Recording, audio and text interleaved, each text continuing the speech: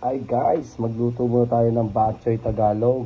Hindi ko na siya pinakita kung paano siya ginisa. Ano ho? Lagyan na natin siya ng iswa. Yan. Ito na ang... Ay, yan na. Yan, lagyan natin siya ng iswa. Yan ang bok choy Tagalog. Hindi na natin siya pinakita, no, kung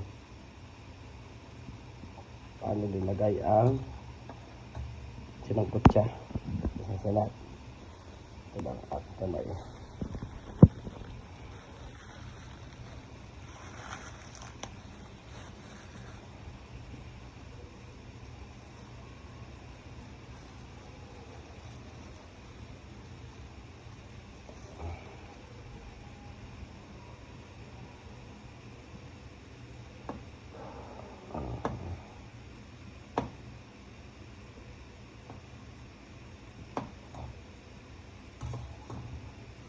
Aray na po ang bok choy Tagalog.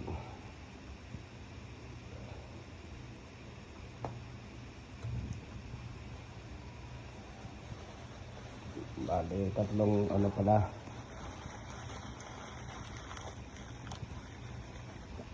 Tatlong miswa pala yung nilagay ko dyan.